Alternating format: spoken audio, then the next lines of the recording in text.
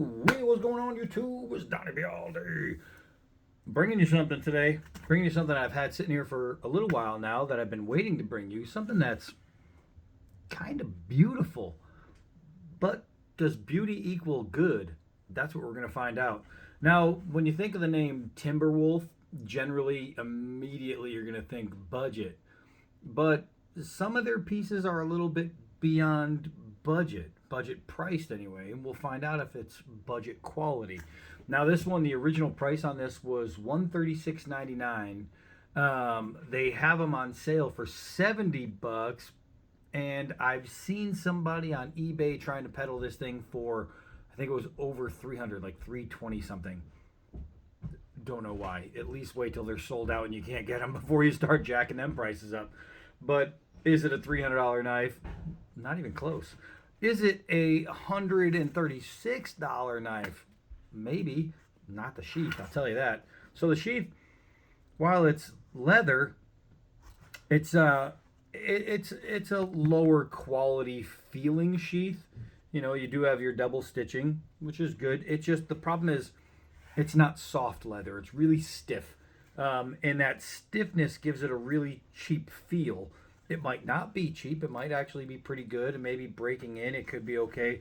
But even with their other stuff, which I brought you, this one by the same people came with a really nice soft leather sheath. This sheath actually feels pretty good. This one, for some reason, just feels stiff. Doesn't make it a bad sheath, not in any way. But it wasn't what I expected when I saw that they were selling these things for $137. I'm like, well, the sheath could have been a little better, but double stitched, nice and thick. It works, it holds, and it probably really does break in a little better, especially if you condition it. And I did nothing. I didn't condition it. I could put some wax stuff on there and make it nicer, but I was just going stock for stock. Now, the blade itself, this thing is a good-looking knife. It's hard, really, to get all the color variants going inside of this grip because it's kind of almost camouflagey looking, but when you hold it and the light reflects on it, it just looks dark.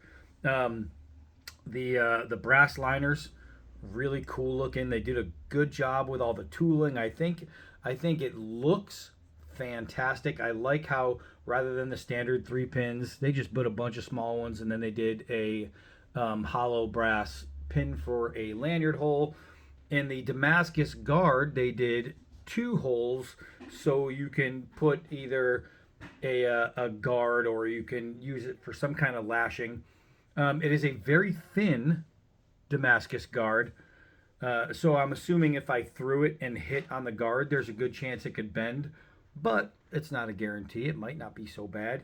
The blade itself, Damascus, and it's kind of beautiful, actually. Now, these teeth right here, I mean, you can use them for a lot of different things. There's literally a lot of things you can do. It might even saw, and it feels like it's probably going to saw. I think it was more meant for decoration, but feeling it, it would most likely gonna. We're gonna take it outside anyway, but it'll most likely saw. Now you can. I've showed this before on different combat applications. You see all these the ends right here.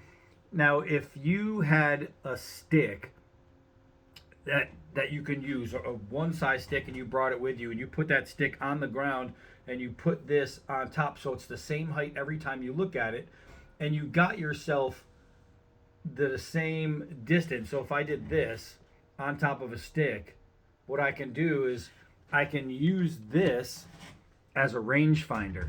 And if you measure distance, let's say you already know how far something is, and then you said, okay, so if that's this far is 100 yards away, then you can pretty much calculate, and you'll know if you're out camping and stuff, if you have to get to a certain point, okay, there's that point over there where the river is, and that is going to be, that's going to be about 200 yards.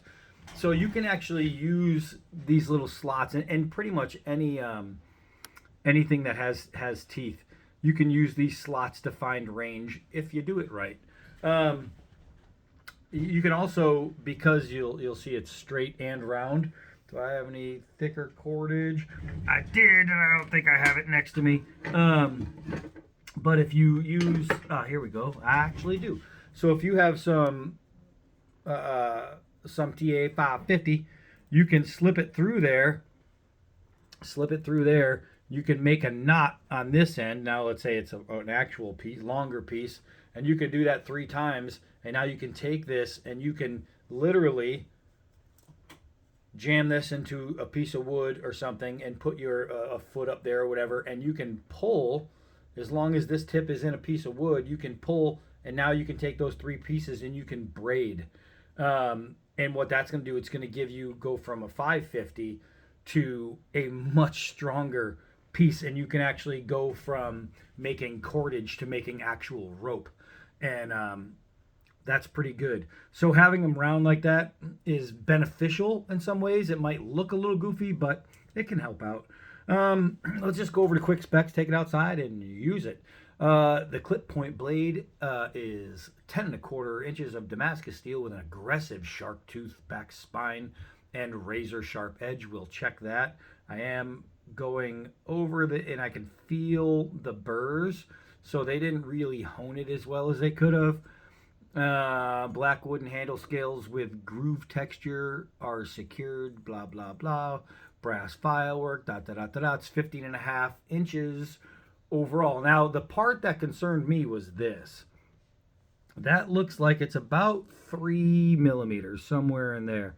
So maybe 3 to 3.5 millimeters. As far as inches, we're looking at, it is 1/16, it looks like. So it's a very thin blade.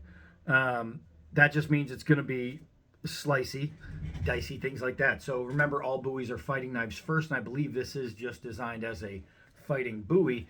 The one thing I'm going to tell you is my hands are massive. This thing fills my hand. If you have small hands, you are not going to like this knife. For me, between this point and this point, it's like 10 3/4. It's almost 11 inches going across. So when my hands come around and you see that my fingers, just this one is touching my hand, that's a pretty big grip. So it's a fatty. When you look at like a regular sized knife grip, compared to it, you can see it's massive. It is a big grip. So you are going to have the need to have big hands if you want to wield it, or who knows, maybe small hands you could still be comfortable as long as you can get your fingers around. So I guess if that was your hand size, you'd still be able to grab it, no problem. What's going to help you is all these little notches right here. Those are pretty damn comfortable. Let's see if it is sharp. Let's see here, because it says razor sharp. And I'll tell you, it is not razor sharp. Let's see, because I am not cutting any hairs. I could even use one of these and try to take off the burr. You hear that? You hear that scraping? That means there is a lot of burrs in there. There's a lot of ridge. So I'm even going to take the part you never use,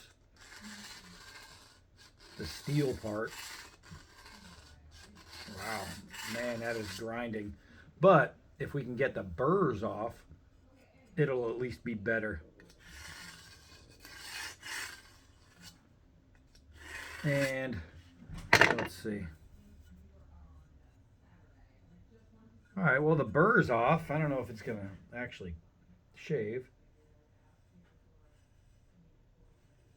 I broke a few hairs. So it's a little better just by doing that. Something as simple as just running it against some ceramic rods can help it out. But let's help ourselves out and go hit with it. Come on. All right, so first things first, let's get it. The sun just went behind some clouds. I'm going to pause. Hold on.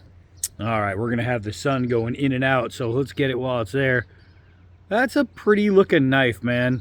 It really is. It's a pretty looking knife. The Damascus pattern is really sweet. I noticed some staining already on the blade. I've had it here for just a few weeks, and the blade is already staining, so I'm gonna have to oil that. And it's never been used, never been taken out. I haven't been running my fingers on it. Now, one thing I can tell you is the the fighting balance is a little off on it, and a lot of it is because of the grip.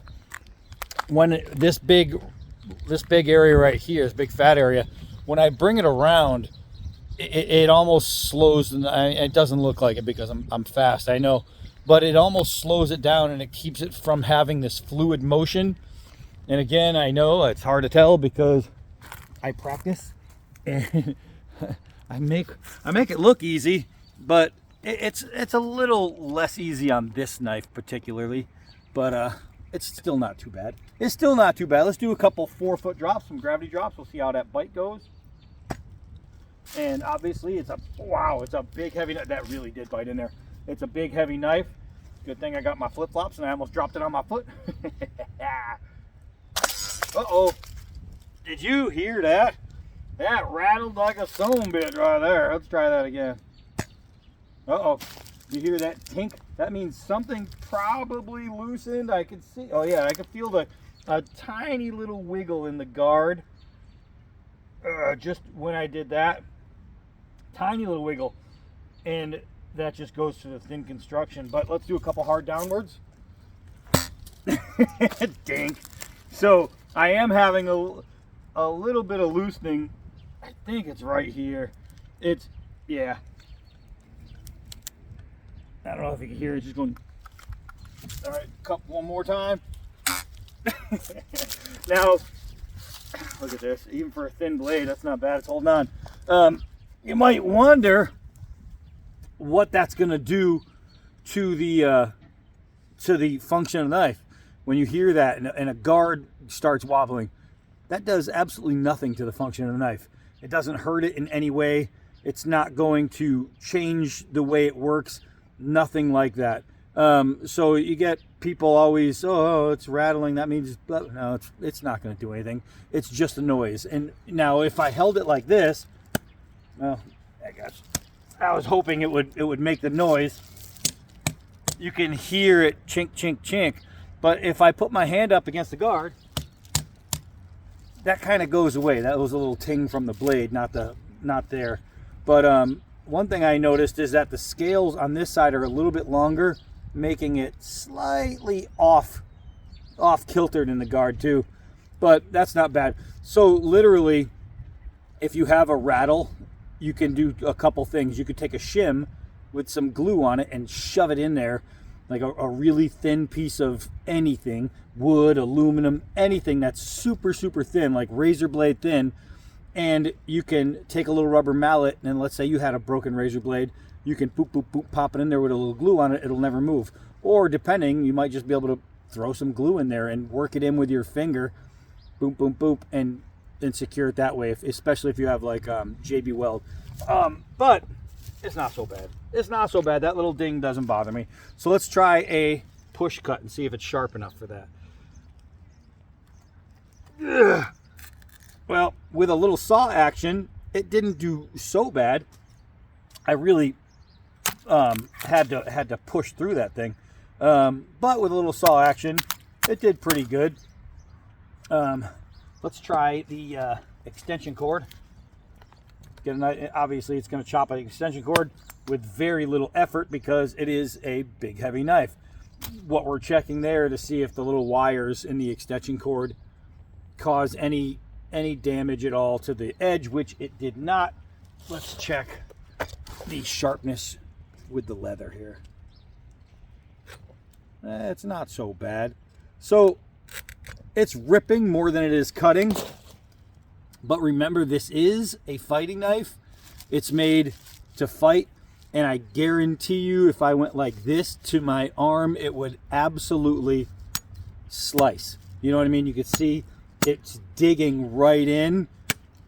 I know I'm made of stone, but my skin's not made of wood. So it would literally rip straight through me without a problem. I mean, without a problem. Let's let's do a couple chops though on something. We'll see how it chops on some limbs, and test that. We'll test that because you want to know, I mean, if they're worth it, right? You might be looking at them, and if you're on Bud K, you're going to see them on clearance, and you're saying, hey, that knife's on clearance for a really good price. It's got to be worth it if it was already 100 and something bucks. All right, so let's see here. There we go. Trying to see if, make sure the blade, because it's thin, doesn't shift on me. It's so weird because every time I look at it, it's hard. All I see is that crooked guard because the scales aren't the same size. But again, does that do anything to the knife? No, it doesn't. Just lack of, you know what I mean, the quality control. Let's see here. All right, well, nice and thin, so it's definitely got the ability to hit. I mean, it's got the ability to cut without a doubt. I lost it. Without a doubt. Let's see here.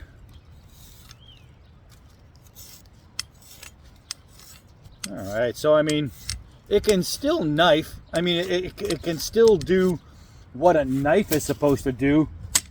I do like that it swings in really well. It hits nice and hard. Oh, that's pretty good.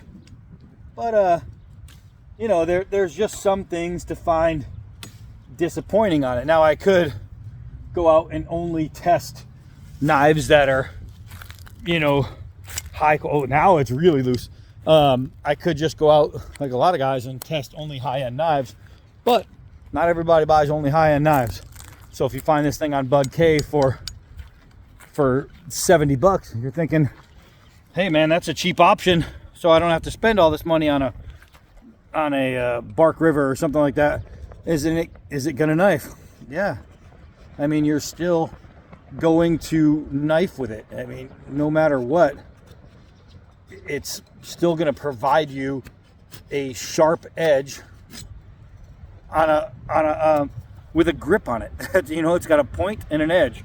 That's pretty much all you need, but we need to test this saw action out. So let's see how this works. All right, so maybe it's not as good as a saw as I thought it was going to be.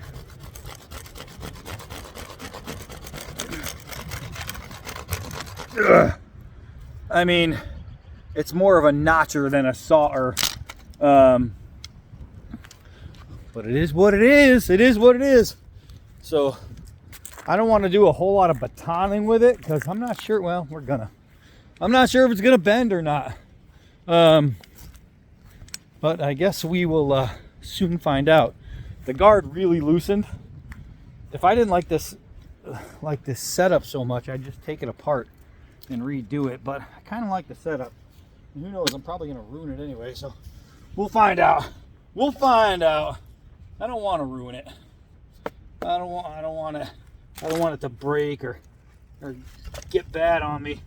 But I just have a feeling that it's probably not going to handle some stuff. It might just surprise me. Might just surprise me. That's a little better. Let's see here. Yeah.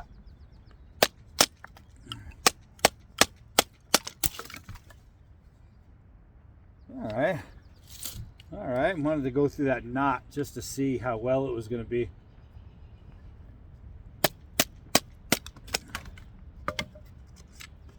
Let's try it this way.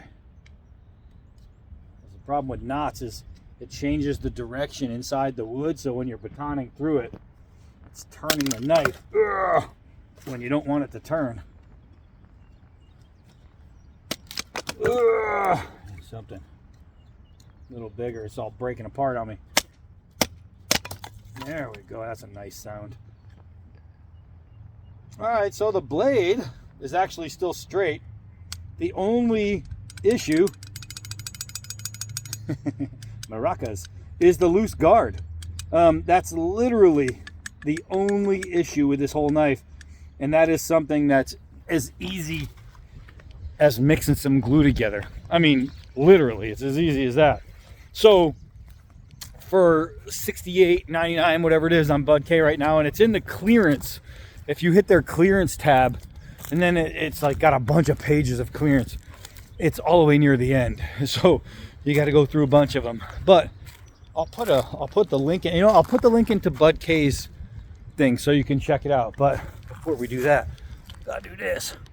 We gotta do this, man. Let's see if we can get this thing around without breaking it. Without breaking it. That's the point. Oh, that was there. How did that not stay in? That was dead in the tip. Oh my gosh. All right, so that's 2 throws. Dead straight, right on the tip. And they both didn't stay in. There we go. All right, so I have to say that it's easy to throw accurately because literally all 3 throws, boom, boom, boom, hit the tip. I don't know if it's just because the wood is chipping away and it's weak, and that was the problem, but hell, it worked. Yeah, so aside from the fact that it has a big grip, it's got a thin blade. You can even get it around helicopter. It's just, I don't know, it's not so bad. It's not so bad. The whole guard loosening thing is something I can not just deal with, but I can fix if I don't want to deal with it. I don't know what the hell he's doing. He's smelling something. What is that, boy? He's smelling something up there. I don't know what it is. He saw a critter. But, yeah, so not so bad. I mean, is it great? No, not at all. But will it knife for $70? Can you own a really good-looking Damascus? Yeah, if that's what you want, that's what you're into. An easy fix, but it's annoying. That's the only problem with it. But if I'm judging this just from a knife standpoint, strictly as a knife, yeah, it'll go. It'll go. This thing will knife. For $70, is it worth it? Yeah, I don't know, maybe 50. It's probably closer to a $50 knife. This is one of those $49.99 type knives. But again, if it's something that you really like and you've been eyeing it, and your biggest question is, will it work if I need it to work? It'll do that. Can you use it for your home self-protection? Absolutely. It's okay. It's okay. It's not great. I think I might have a small bend. I can't really tell. Let's see. I don't know. It might have can't tell if it's a twist or a bend or if it's just straight and the Damascus is messing with my eyes. But I don't know. It's kind of hard to tell. But I mean, again, if somebody attacked me right now and I have this in my hand, I'm winning. I'm winning. All right, so that's it for this one. I am Donnie B all day. Until next knife.